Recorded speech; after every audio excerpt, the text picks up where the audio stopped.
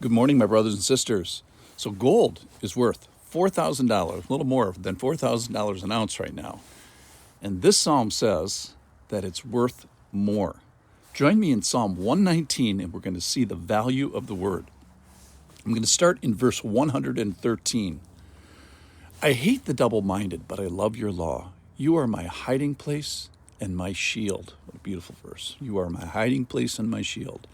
I hope in your word. Depart from me, you evildoers, that I may keep the commandments of my God.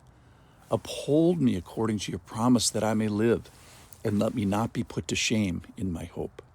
Hold me up that I may be safe, and have regard for your statutes continually. You spurn all who go astray from your statutes, for their cunning is in vain. All the wicked of the earth you discard like dross. Therefore I love your testimonies. My flesh trembles for fear of you, and I am afraid of your judgments. So in short, there's much to be afraid of in the milieu of Psalm 119. There's a lot to be afraid of that I'm not going to be afraid of. Why? Because I trust you more. I tremble before you more. I have fear of you. So let's talk about what biblical fear is. It means that I hold your thoughts in particular reverence. I honor the judgments that you have made. I hold your ways in holy regard. So it's more a respect. And what kind of environment is this mental process having to need to be done?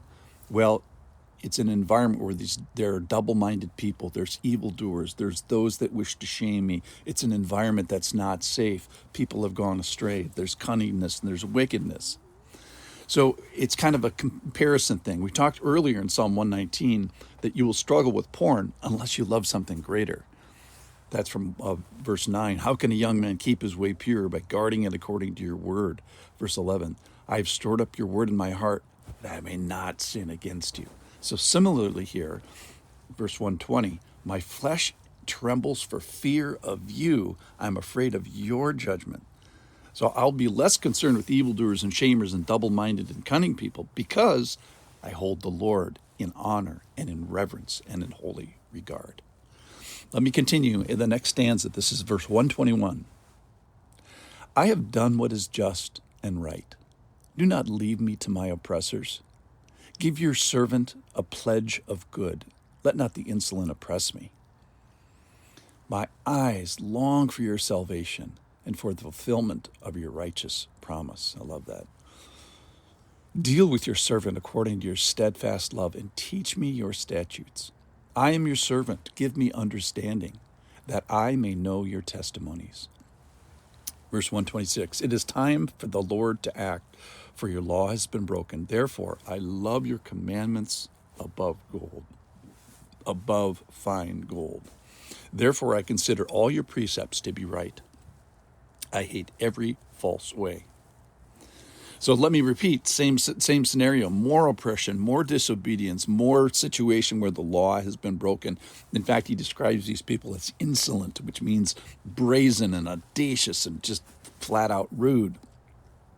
So there's something in the psalm definitely to be opposed. So I hate every false way. There's lots to be voted against. And the psalmist, again, votes with his feet, his spiritual feet, if you will. He says he keeps declaring his allegiance to the Lord. I am your servant. That's who I am. It's who I belong to. It's time for you, Lord, to act. So he's calling out for who is the one that's primarily offended and who is the one that's primarily going to do something about this. And he prays for understanding. Help me to think in the right way. Give me understanding. And then the final point, which I wanted to capitalize on today, which is the treasure principle, which is I love your commandments above, what is it? Gold, above fine gold. So I consider your precepts in a certain way. And how am I going to set my mind? I'm going to set my mind as to knowing your word and your truths and your way is more valuable than gold. So I don't care if today is your first day in Christ or it's your last day on the planet. This is what Christians are saying.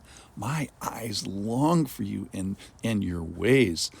My eyes long for your salvation and the fulfillment of your righteous promise. I long for your salvation, and that salvation is something only God can do.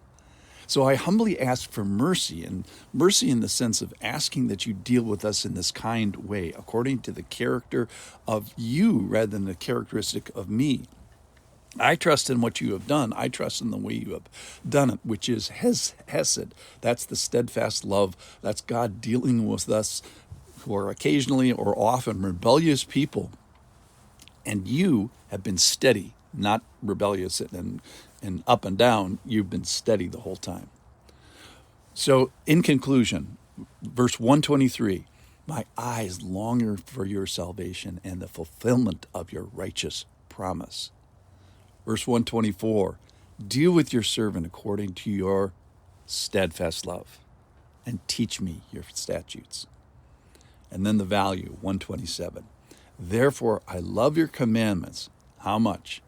Above gold, above fine gold. So as we sit here today, gold is worth more than $4,000 an ounce. And this psalm is worth more.